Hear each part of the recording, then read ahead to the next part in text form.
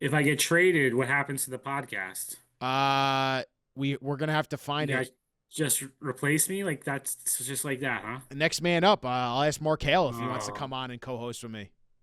oh boy. See that? Everyone's replaceable, you're Ryan. you're not replaceable, Cos. Hello and welcome to Gangzola here. My name is Ryan Sampson. That's our Jets beat writer, Brian Costello. The Jets are coming off a victory. Victory Monday. Finally, they get a win. They beat the Bengals 39-38, and which really was a miraculous win. Fourth quarter comeback, scoring 23 points. We're here to break it down on today's episode with Coz. But before it gets anything, as always, Coz, have you been traded yet? I am a little concerned that you might be on the block now. I don't think they're gonna get much of a return for me, Ryan. I don't think you have to worry. My wife might be excited, but I don't think anyone has anything to worry about. Well, look, you said first round pick for return. I don't know if I'm willing to part with a first rounder for you yet, but look, how about that victory yesterday for the Jets? Yesterday, I think it'll go down as one of the all timers in my head, just in terms of how the day started with the news of Nick Mangold, and then into this this game, which I just didn't know how to feeling because I grew up watching Nick, and I know you covered him, and I want to hear your thoughts about it. But for me, just real quick, like it hurt. Like it hurt hearing that news, just because Nick Mangold was one of my favorite players growing up, and just 41 years old. I'm just really upset. I had lost my mother to kidney cancer this summer, and I can relate to unfortunately this type of news, but um, it just struck Jets fans, and I think really hard getting that news yesterday. I just want to hear your thoughts about Nick Mangold and the passing of him. Yeah, it's tough, Ryan.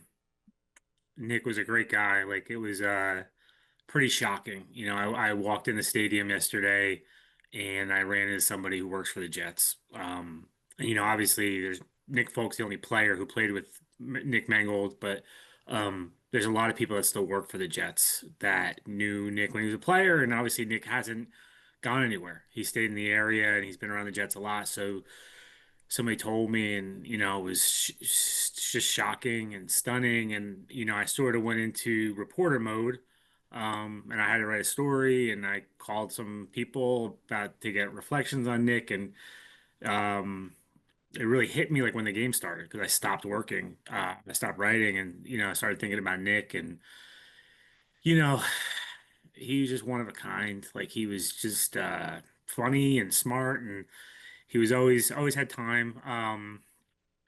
So that was tough. And then you think of him as a player, and I've told this story before, and I wrote it.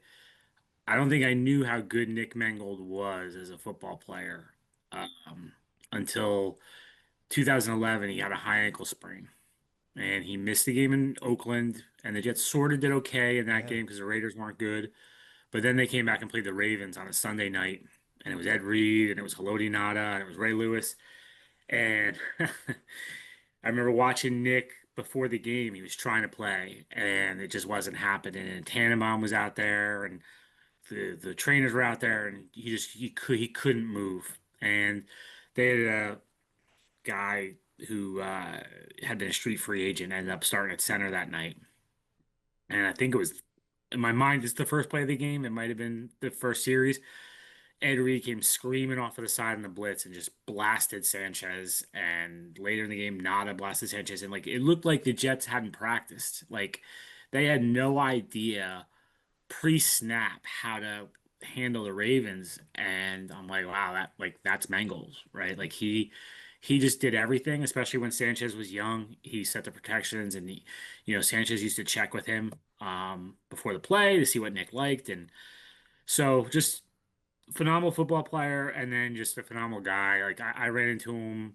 I would see him sometimes at the Jets facility and stuff. But I ran into him on the street probably a year ago, maybe, because he still lived by the Jets facility, and I saw him and his wife one day. They were out to lunch, and I was walking down the street, and I saw them, and couldn't have been nicer. He came on this podcast, Ryan, before you were the host. When he was being inducted into the Ring of Honor, and he was phenomenal on this podcast that night. Like he was as honest as I've ever heard him. Because Nick was a great guy. Nick didn't say a lot when he was playing. He was very careful with his words.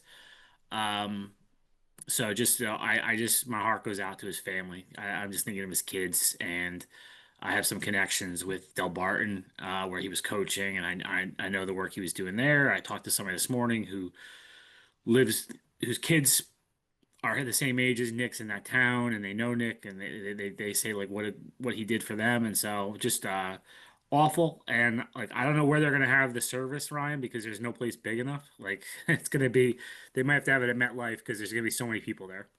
Yeah.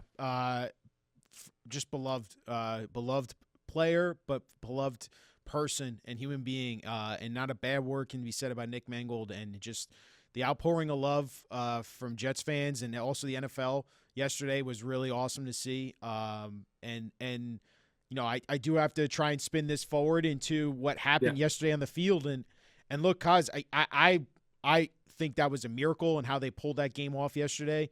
But I have to give credit and start with the offense and Justin Fields.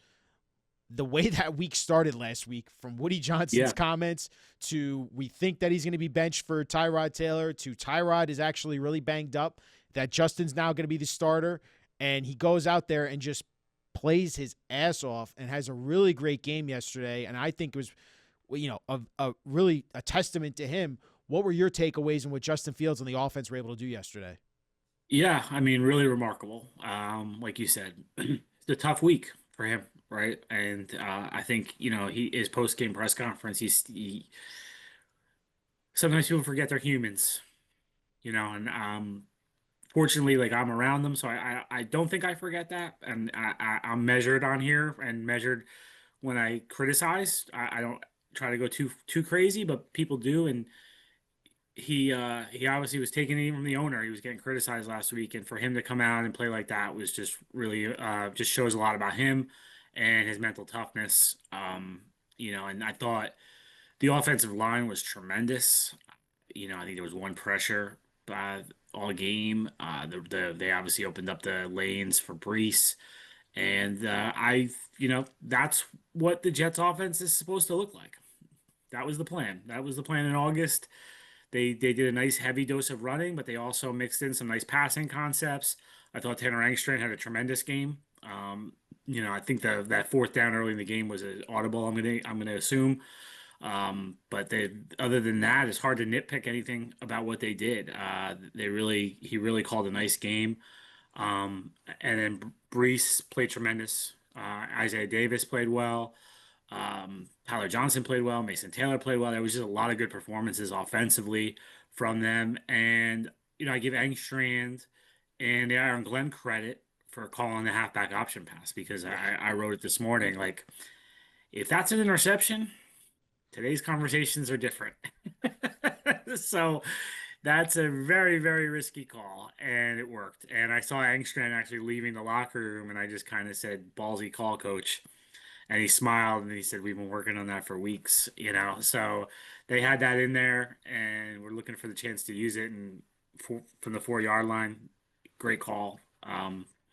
It worked, so it's a great call. It's one of those. It worked, so it's a great call. If it didn't work, we'd be going crazy right now. Well, yeah, what's crazy about that play, Cause, is that Brees actually had Mason Taylor at first, and he pulls the Yeah, he said he ball. couldn't see him. Says he couldn't see Yeah, him, and yeah, he pump faked a little he bit, pumped it. and then he Yep. threw it. And just a great catch Yeah. by the rookie, huh? Oh my God, it was a Moss. I mean, and that DB at his head, the DB's got to be sick because if he's facing Brees, that's an interception probably, or at least a breakup. So yeah, great catch by Mason Taylor. Yeah. So look, 500 yards of offense. Jets out haven't Yeah, done that since 20, playing the Bengals. Mike White. That's the Mike second White. Yeah, since 2018. It was the second time they've had 500 yards of offense or more. Look, you called it on the pod on Friday about getting Brees involved in this offense, and yeah. just that's the type of performance where you kind of wonder, guys, why couldn't they do more of that? You do, and now I don't want to be Debbie Downer here because you got your win and everyone's happy, but the Bengals defense. My God, Not good, Ryan. Not no. good. Like, especially Trey Hendrickson wasn't himself, and then he left the game. So they had no pass rush whatsoever. And they missed tackles even more than the Jets. So Jets got the win. I'm not taking anything away from them. But when you ask the question of like, why can't they do this all the time? Like, hey, you don't play defense that poor every week. And when they play the Browns in 2 weeks, it ain't gonna look like that. I promise you, because Myles Garrett's gonna be screaming off at the edge, and I'm sure they're hoping he doesn't have 5 sacks like he had yesterday. But he's gonna pressure the quarterback. I mean, Justin Fields had all the time in the Yeah. world yesterday to operate, which credit the offensive line, but I'm also hard pressed to name those guys were on the defensive line yesterday, other than Trey Hendrickson. So that contributed to it for sure. But I think Aaron Glenn has talked about the Jets' brand of football, and I think offensively that was the brand of football they want to play. So it was good to see it and see it working, and I think it's good for the players to see it and get reinforcements and know they can do it. Now it's just building off of that. Completely agree with you, Kaz. That was the brand of football that we had heard so much about in training camp, that they were going to run the hell of the football, that they were going to predicate everything off the run. And look, if you can get Isaiah Davis as involved as they did in the pass game, and get Brees involved Yeah. in the pass game too, it unlocks that other part of the offense. But again, it was a bad defense, really bad defense they went up against yesterday, so things deserve context. But 500 yards is 500 yards and scoring 39 points. I do want to talk about Aaron Glenn and ask you about his performance yesterday. I thought by far his best game as a head coach. What Yeah. started out roughly, and it wasn't his fault, that 4th and 1 call No. that got checked out by Justin and turned out to be a halfback toss. But the decisions from him to go for it twice for 2 points, the analytics tell him to go for that, and yet it works out both times. The second one was insane, how that ball crossed the goal line from Isaiah Yeah. Davis. But it works out for them, right? They kick the extra point, and now you're playing ahead 39-38. What did you make of Aaron Glenn's day yesterday and his decision making? Yeah, he pressed all the right buttons yesterday. He did. He really did a good job. You're talking in-game stuff. I thought he was aggressive when he should be. I thought he kicked field goals when he should kick field goals. I know there was maybe there was the first field goal. Yeah. Maybe some people questioned, but I thought get some points. You're down 10-0 already, get some points. I was okay with that. I thought he managed the end of the first half pretty well. They drove down the field, they got the field goal. And then the 2-point conversions are fascinating. I actually wanted to ask him about it, and I didn't get a chance to today because we just ran out of time. Because I'm curious, like, you know, 20 years ago, there's no way a coach is going for 2 points in those situations. And there were some scribes in the press box who were questioning it yesterday, some older scribes, Ryan, much older than me, who were questioning it. And, I don't know if you know Seth Walder from I ESPN, do. but Seth used to cover the Jets. And Seth covered the Jets probably 10, 15 years ago now. And Seth was way ahead of his time with analytics. And Seth used to talk about when you're down 15 and score and you go for two, and he always preach. I always call it the Seth Walder. So I was texting with him, and I'm like, oh, a lot of guys questioning the Seth Walder right here, And so, but he convinced me at some point, and so I'm curious with Aaron Glenn, who is a guy who played in the 90s and 2000s, and like when did he evolve? I'm going to guess at some point Aaron Glenn had to evolve into being a believer in the analytics because he went with it yesterday and it worked.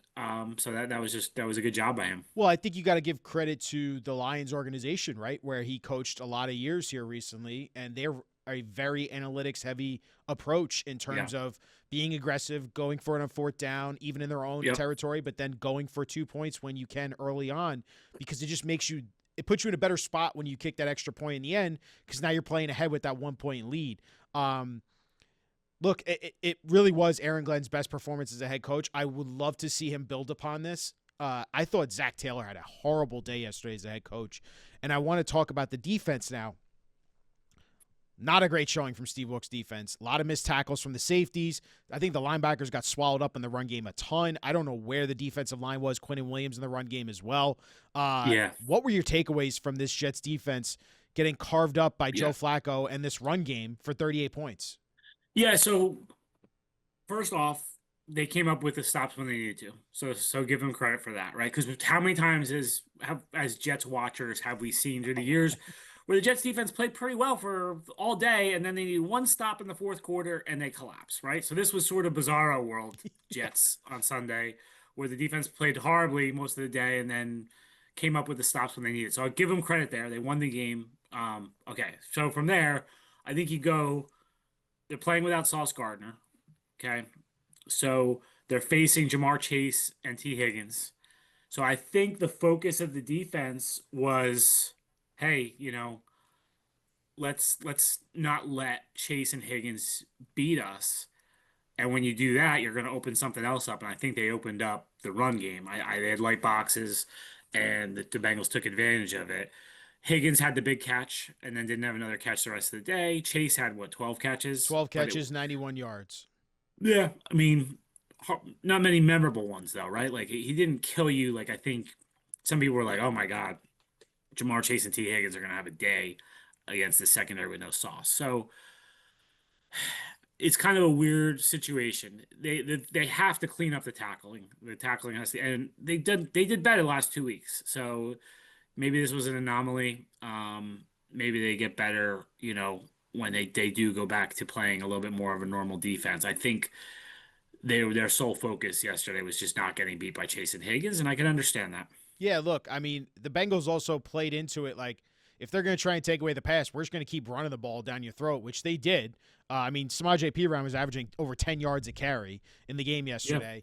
And I will say on the T. Higgins touchdown, that's a rookie mistake by Malachi Moore biting up yeah, on that play and putting his other fellow rookie Thomas one on one. You don't want to put him in that situation, so you hope that the Jets, Glenn Wilkes, they could coach these mistakes out of these young guys and they learn from those mistakes. Am I crazy though to say it really wasn't another great performance from Quinnen Williams? Like, doesn't show up much in the stat sheet, doesn't have many pressures, and I wonder if he could have more of an impact here for this Jets defense. He's your star on the defensive line. yeah. He's supposed to lead the way. Bad penalty too. Yeah, Jumped off sides before halftime. That was a bad penalty. Yeah, I mean, look, I'd have to look at the numbers and stuff, and but the Jets always say, oh, he's getting double teamed. They're doing everything to him, so I'm not sure if that's accurate. I would say it was concerning that the Jets just had no pass rush zero. again. Like they Will McDonald had one sack, but Yep. that was kind of Flacco trying to make something happen late in the game, gets the sack. They have no takeaways again, which is just hard to believe. So, um, yeah, Quinn Quinn doesn't always he doesn't always show up on the stat sheet, and he can be disruptive. Like I thought he was very disruptive against Carolina, and he Correct. wasn't necessarily over the stat sheet. But yeah, it was a quiet game from him yesterday. Yep. So look, it was a step back certainly for the defense. You hope that they can have a bounce back. Let's spin it forward, Coz. Going forward, 1-7. They got their win. You talked me off the ledge here a little bit, considering Friday I said that they weren't going to get a win. You were right. They Are got we their. thinking five? Are you with me on five now, No, no Ryan? way. No, no, no, no, no, no, no. I think this Bengals defense, like you said, is 100% accurate. They are a very bad defense. They had zero pass rush. And it's interesting is that you asked Aaron Glenn going forward if Justin Fields is still their starting quarterback going forward. Do you believe that this performance has locked that in? At least for Cleveland, I think I has to. I don't think anything was locked in for the season or anything like that. But man, he played his ass off. Like you're gonna put him on the Certainly. bench after that. So no, I think he's earned the right to start against Cleveland. I completely agree with you. I guess by all intents and purposes, you would hope that Garrett Wilson comes back for that Browns game. Do you think this Jets team can find more consistency offensively and not just be these one offs like it was yesterday and Yeah. like it was against Pittsburgh? Yeah, that's the question. No, I mean there's no evidence that they can. So, right, like that's why Justin Fields is Justin Fields is he plays games like yesterday and then he plays some games that are just terrible that we've seen this season. So he hasn't been able to find the consistency in his career, so there's no reason to think it's going to happen now. And I think that's the biggest question mark though now is can they somehow find some consistency and play like they did yesterday uh, down the stretch? But I'm skeptical.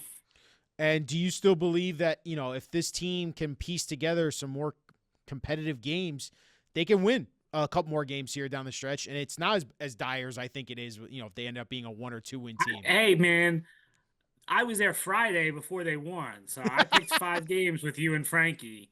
I picked five All wins, so right. don't lump me in of like, hey, now they won a game.